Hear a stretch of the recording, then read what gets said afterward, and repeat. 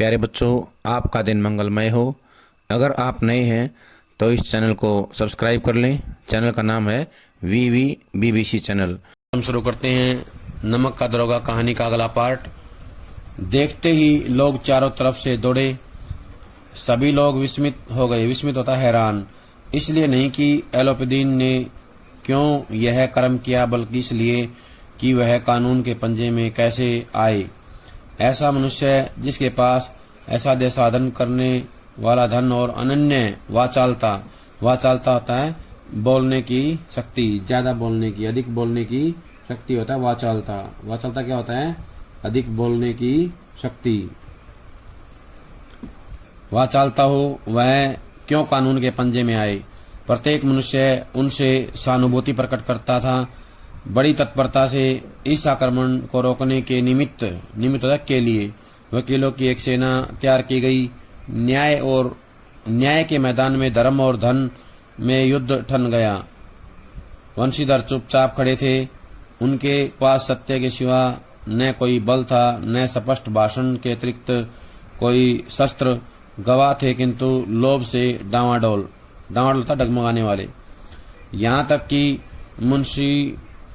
मुंशी जी को न्याय भी अपनी ओर से कुछ खिंचा हुआ दिख पड़ता था। वह न्याय का दरबार था, परंतु उसके कर्मचारियों पर पक्षपात का नशा छाया हुआ था। किंतु पक्षपात और न्याय का क्या मेल। जहाँ पक्षपात हो वहाँ न्याय की कल्पना भी नहीं की जा सकती। मुकदमा शीघ्र ही समाप्त हो गया। डिप्टी मजिस्ट्रेट ने अपनी तजवीज में लिखा, टिप्पणी अपने न्याय में लिखा, पंडित एलोपीदीन के विरुद्ध दिए गए प्रमाण निर्मूल और भ्रमात्मक हैं। निर्मूल होता है निराधार। क्या होता है निर्मूल? निराधार हैं। भ्रमात्मक होता है संदिग्ध। क्या है? संदिग्ध। वह एक बड़े भारी आदमी हैं। यह बात कल्पना के बाहर है कि उन्होंने थोड़े लाभ के लिए ऐसा दुस्साहस किया हो।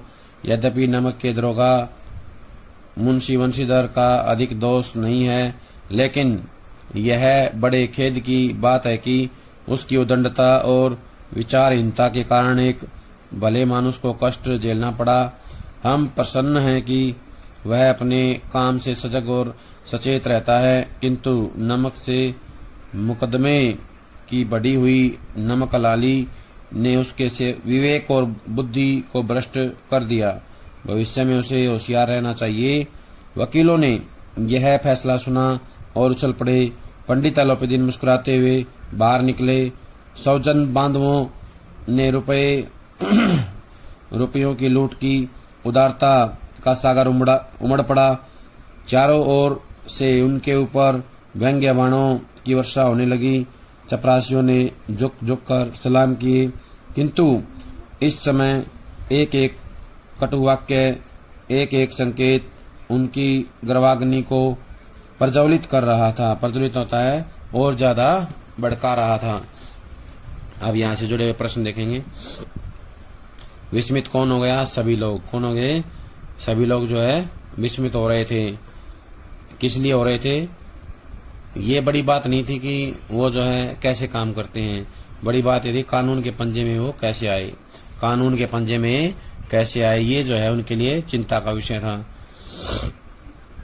वाचालता, अनन्य वाचालता और साधना करने वाला धन, ये जो है उसके पास थे। किसके पास थे? एलोपीदीन के पास। एलोपीदीन के पास असाध्य साधन करने वाला धन और अनन्य वाचालता थी।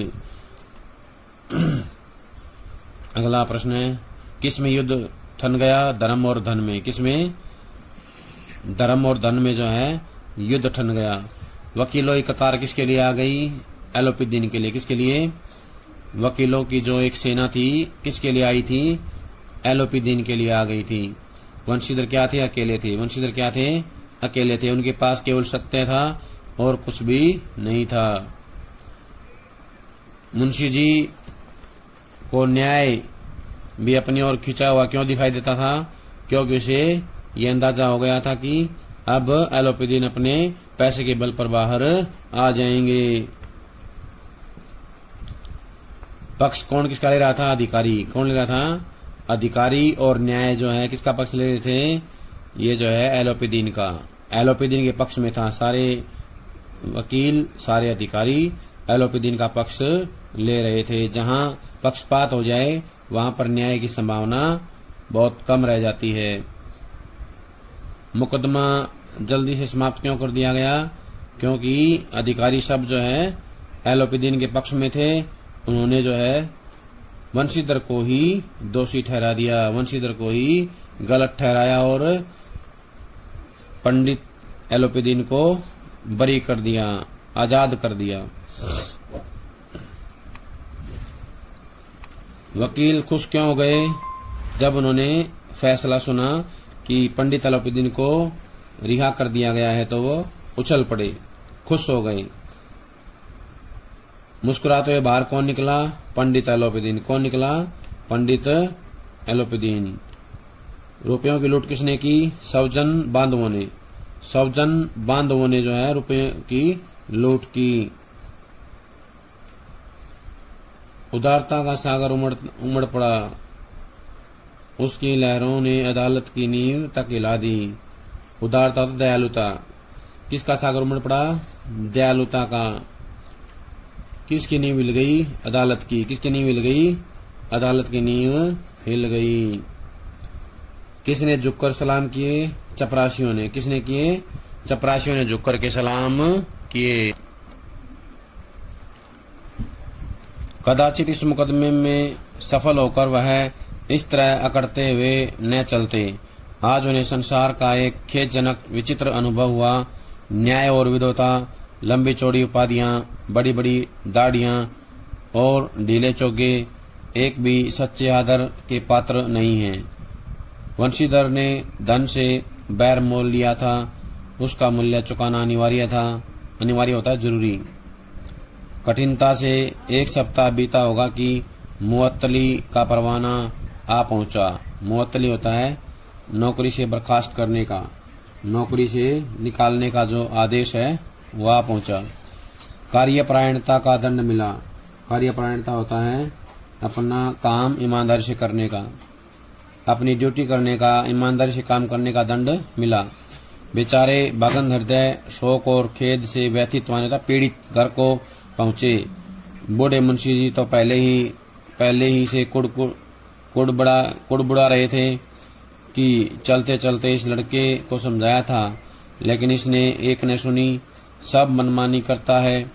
हम तो तलवार और कसाई के तगादे सहें, बुढ़ापे में भगत बनकर बैठे और वहाँ बस वही सूखी तनख्वाह। हमने भी तो नौकरी की है और कोई ओहदेदार नहीं थे, लेकिन काम किया, दिल खोल कर किया। और आप ईमानदार बनने चले हैं। घर में चाहे अंधेरा हो, मस्जिद में अवश्य दिया जलाएंगे। खेद ऐसी समझ पर पढ़ना लिखना सब अकार्थ गया।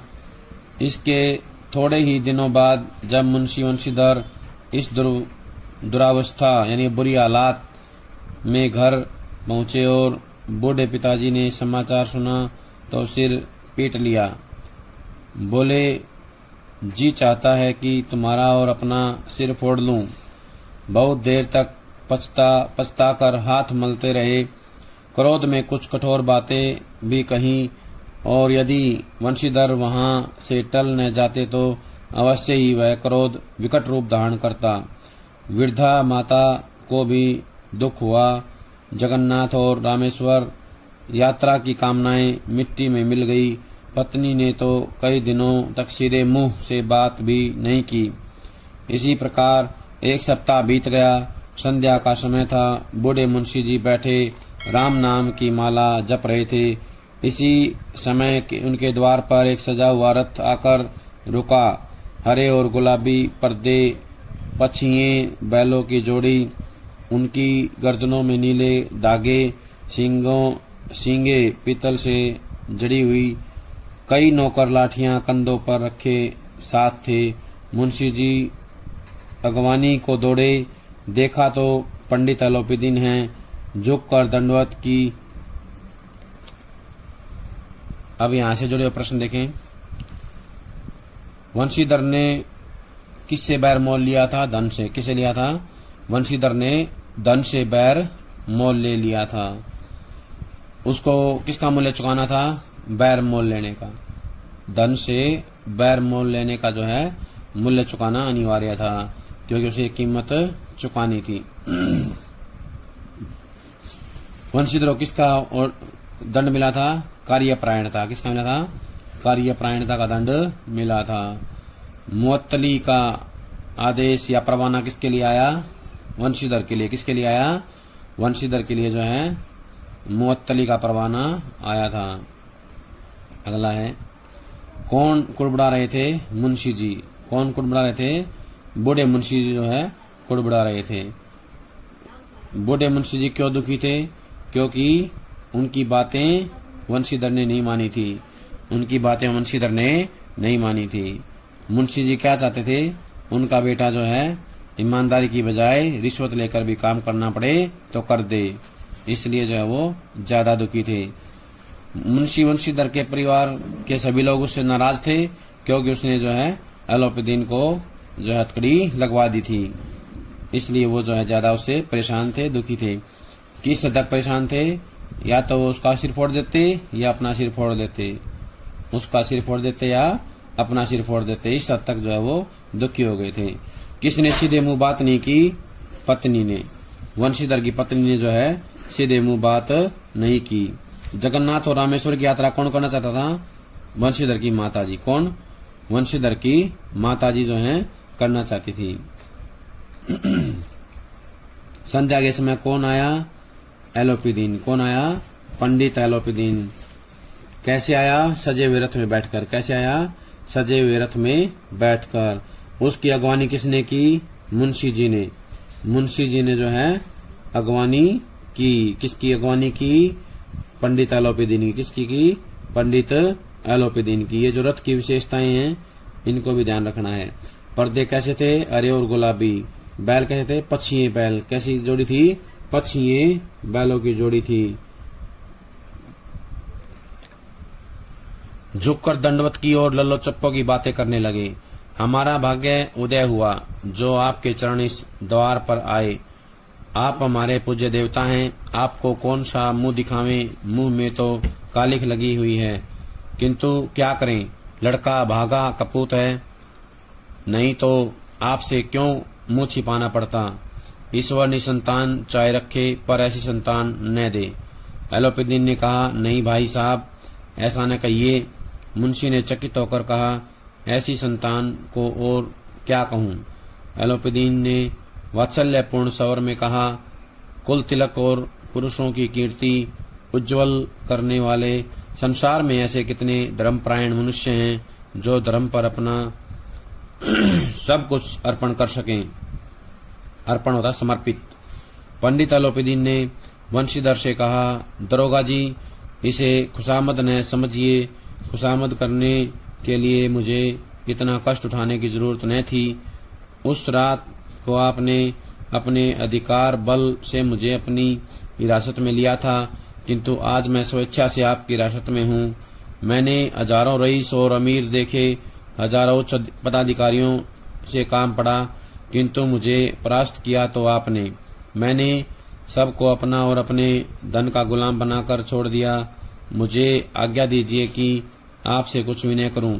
वंशीधर ने एलोपीदीन को आते देखा तो उठकर सत्कार किया, किंतु स्वाभिमान सहित समझ गए कि यह महाशय मुझे लज्जित करने और जलाने आए हैं। क्षमा प्रार्थना कर चेष्टा नहीं की, वरन उन्हें अपने पिता की यह ठकुर सुहाती की बात ऐसा ऐसी प्रतीत होने लगी। ठकुर सुहाती होता है मालिक को अच्छी लगने वाली बातें। पर पंडित जी की बातें सुनी तो मन की मैल मिट गई। पंडित जी की ओर उड़ती हुई दृष्टि देखा, सद्भाव झलक रहा था। गौरव ने अब लज्जा के सामने सिर झुका दिया। शर्माते हुए बोले, यह आपकी उदारता है जो ऐसा कहते हैं। मुझसे जो कुछ अविनय हुई, अविनय होता है अवज्ञा, उसे क्षमा कीजिए। मैं धर्म की बेड़ी में जकड़ा हुआ था, नहीं तो वैसे मैं आपका दास हूँ। जो आज्ञा होगी वह मेरे सिर माथे पर। एलोपीदीन ने विनीत भाव से कहा, नदी तट पर आपने मेरी प्रार्थना नहीं स्वीकार की थी, किंतु आज स्वीकार करनी पड़ेगी।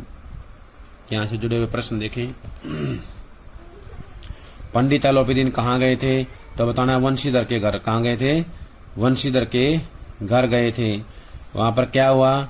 वहां पर वंशीधर के पिता ने उनकी जो है अगवानी की, उनका सम्मान किया। प्रश्न आएगा, देवता किसको कहा गया है? पंडित एलोपीदीन को। किसको कहा गया है? पंडित एलोपीदीन को। पूज्य देवता पंडित एलोपीदीन को कहा गया है। आपको कौन सा मुंह दिखावे? किसने कहा? मुंशी जी ने, वृद्ध मुंशी जी ने कहा। मुंह पर कालिख लगी है, किसने कहा? पंडित एलोपीदीन को वृद्ध मुंशी ने कहा। किसने कहा? वृद्ध मुंशी ने। वृद्ध मुंशी ने क्या कहा? अपने लड़के को अभागा कहा। क्या कहा? अपने लड़के को अभागा कहा। किसको कहा? वंशीधर को। पंडित एलोपीदीन के सामने वंशीधर को अभागा किसने कहा? वृद्ध मुंशी ने कहा। एलोपीदीन ने क्या कहा? नहीं भाई ऐसा न कहिए, नहीं भाई ऐसा न कहिए। किसने कहा? पंडित एलोपीदीन ने। पंडित एलोपीदीन ने वंशीधर के बारे में और क्या कहा? उन्होंने कहा कि कुल तिलक हैं, कुल तिलक और पुरुषों की कीर्ति उज्जवल करने वाले संसार में ऐसे कितने धर्मप्राण मनुष्य हैं। ये किसने कहा? एलोपीदीन ने। किसके लिए कहा? वंशीधर के लिए। किसके लिए कहा? वंशीधर के लिए। पंडित एलोपीदीन ने वंशीधर से कहा, दरोगा जी इसे खुशामद न समझिए, इसे खुशामद न समझिए। किसने कहा? एलोपीदीन ने। किसके सामने कहा? दरोगा के सामने या वंशीधर के सामने। खुशामद होता है किसी की सेवा करना।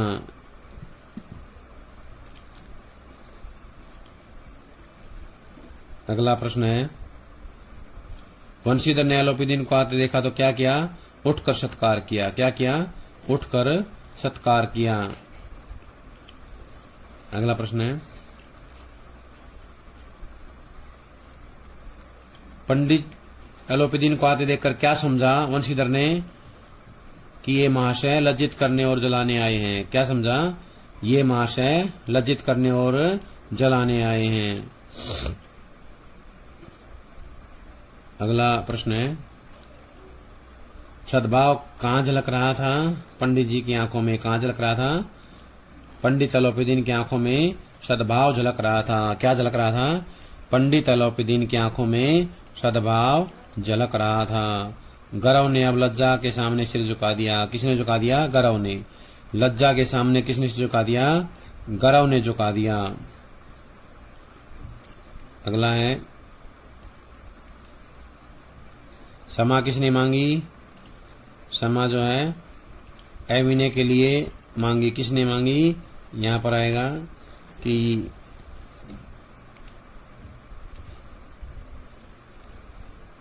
मुझसे अविनय हुई उसे क्षमा कीजिए, ये कहा दरोगा ने। किसने कहा?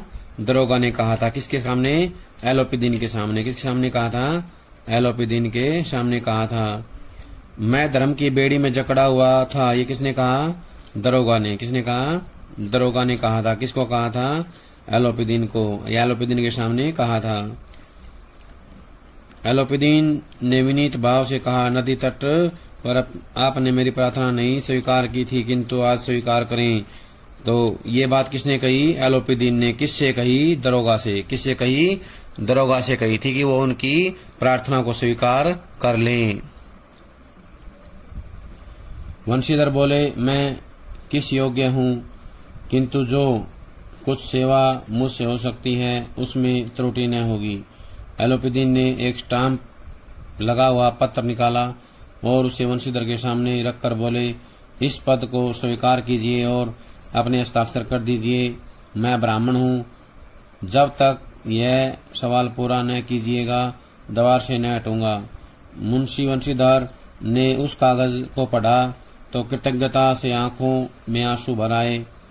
पंडित एलोपीदीन ने उनको अपनी सारी जायदाद का स्थायी मैनेजर नियत कर दिया। जायदाद होता है धन संपत्ति, स्थायी होता है परमानेंट। नियत होता है नियुक्त करना।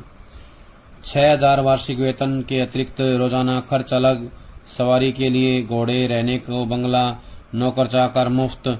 कंपित स्वर में बोले, पंडित जी, मुझ में इतनी सामर्थ्य नहीं है कि आपकी उदारता की प्रशंसा कर सकूं, किंतु मैं ऐसे उच्च पद के योग्य नहीं हूँ। एलोपीदीन हंसकर बोले, मुझे इस समय एक अयोग्य मनुष्य की ही जरूरत है। वंशीधर ने गंभीर भाव से कहा, यों मैं आपका दास हूँ। आप जैसे कीर्तिवान सज्जन पुरुष की सेवा करना मेरे लिए सौभाग्य की बात है, किंतु मुझ में न विद्या है, न बुद्धि, न वह स्वभाव जो इन त्रुटियों की पूर्ति कर देता है। ऐसे महान कार्य के लिए एक बड़े मर्मज्ञ अनुभवी मनुष्य की जरूरत है। एलोपीदीन ने कलमदान से कलम निकाली और उसे वंशीधर के हाथ में देकर बोले, न मुझे विद्वता की चाह है, न अनुभव की, न मर्मज्ञता की, न कार्य कुशलता की, न कि इन गुणों के महत्व का परिचय खूब पा चुका हूँ। अब सौभाग्य और सुअवसर ने मुझे वह मोती दे दिया है जिसके सामने योग्यता और विद्वता की चमक फीकी पड़ जाती है। यह कलम लीजिए, अधिक सोच विचार न कीजिए, दस्तखत कर दीजिए। परमात्मा से यही प्रार्थना है कि वह आपको सदैव वही नदी के किनारे वाला बेमुरव्वत, उदंड, कठोर परंतु धर्मनिष्ठ दरोगा बनाए रखे। तो यहाँ से जुड़े प्रश्न देखें। मैं किस योग्य हूँ, किंतु जो सेवा मुझसे हो सकती है उसमें त्रुटि नहीं होगी। किसने कहा? वंशीधर ने। किसने कहा? वंशीधर ने। एलोपीदीन ने क्या रख दिया वंशीधर के आगे? तो बताना है स्टाम्प लगा हुआ पत्र। क्या रख दिया? एक स्टाम्प लगा हुआ पत्र रख दिया। क्या रख दिया? स्टाम्प लगा हुआ पत्र जो है रख दिया। उसमें क्या लिखा हुआ था? उसमें लिखा हुआ था कि मैनेजर के पद के लिए उनको नियुक्त किया जाता है। किसको नियुक्त किया जाता है? वंशीधर को। वंशीधर को जो है एलोपीदीन ने अपनी सारी जायदाद का स्थायी मैनेजर नियत किया था। क्या किया था? अपनी सारी जायदाद का स्थायी मैनेजर नियुक्त या नियत किया था। उसको क्या क्या दिया गया था? 6,000 वार्षिक वेतन, रोजाना खर्च अलग, सवारी के लिए घोड़े, रहने के लिए बंगला और नौकर चाकर मुफ्त दिए।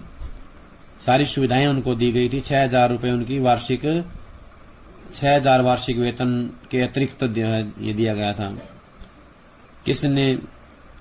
किसने अपने आप को अयोग्य बताया? तो बताना वंशीधर ने। किसने बताया? वंशीधर ने अपने आप को इसके लिए अयोग्य बताया। एलोपीदीन ने क्या कहा? एलोपीदीन ने हंसकर कहा कि मुझे अयोग्य पुरुष की ही जरूरत है। क्या कहा? अयोग्य पुरुष की ही जरूरत है। एलोपीदीन ने क्या दिया? कलमदान से कलम निकाल कर दी। क्या दिया? एलोपीदीन ने कलमदान से कलम निकाली और वंशीधर को दे दी। अगला है, किसकी चमक फीकी पड़ जाती है? विद्वता की। किसकी?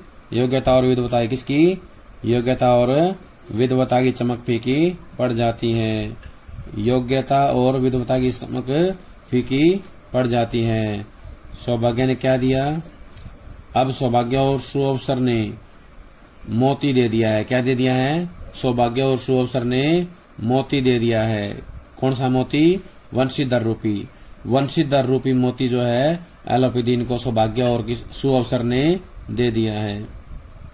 बेमुरवत होता है विनम्रता विहीन। क्या होता है बेमुरवत? विनम्रता विहीन। उदंड होता है शरारती। कठोर होता है निष्ठुर, यानी कि जिसके मन में किसी प्रकार की कोई दया भावना नहीं है, केवल कर्तव्य पालन की भावना विद्यमान है। धर्मनिष्ठ होता है धर्म का पालन करने वाले। क्या होता है? धर्म का पालन करने वाले या धर्म में जो है विश्वास रखने वाले। प्रफुल्लित होता है खुश होकर। प्रफुल्लित क्या होता है? खुश होकर। प्रफुल्लित का मतलब है खुश होकर के जो सारा काम वो कर रहे थे। धर्मपरायण होता है धर्म का पालन करने वाले या धर्म पर चलने वाले। धर्म पर चलने वाले। मैनेजर होता है प्रबंधक। क्या होता है मैनेजर? प्रबंधक। मैनेजर को क्या कहेंगे? प्रबंधक कहेंगे। वंशीधर की आंखें डबडबाई, हृदय के संकुचित पात्र में इतना एहसान ने समाज का। एक बार फिर पंडित जी की और भक्ति और श्रद्धा की दृष्टि से देखा और कांपते हुए हाथ से मैनेजरी के कागज पर हस्ताक्षर कर दिए। एलोपीदीन ने प्रफुल्लित होकर उन्हें गले से लगा लिया। प्रफुल्लित होता है खुश होकर, क्या होता है? खुश होकर जो है वंशीधर को गले लगा लिया। किसने लगाया? एलोपीदीन ने। मैनेजरी के कागज पर किसने हस्ताक्षर कर दिए? वंशीधर ने। कैसे किए? श्रद्धा की दृष्टि से देखते हुए और कांपते हुए हाथ से। कैसे किए? कांपते हुए हाथ से। किसकी आंखें डबडबाई? वंशीधर की। किसकी आंखें डबडबाई? वंशीधर की आंखें। संकुचित पात्र में इतना एहसान है समाज का। कौन से? हृदय के संकुचित पात्र में। हृदय के संकुचित पात्र में इतना प्रेम या एहसान नहीं समाज का। प्यारे बच्चों, आज ये जो था हमारा नमक की दरगाह कहानी का समझ करके लास्ट पार्ट। सभी इसको पढ़ लेंगे, समझ लेंगे। धन्यवाद। और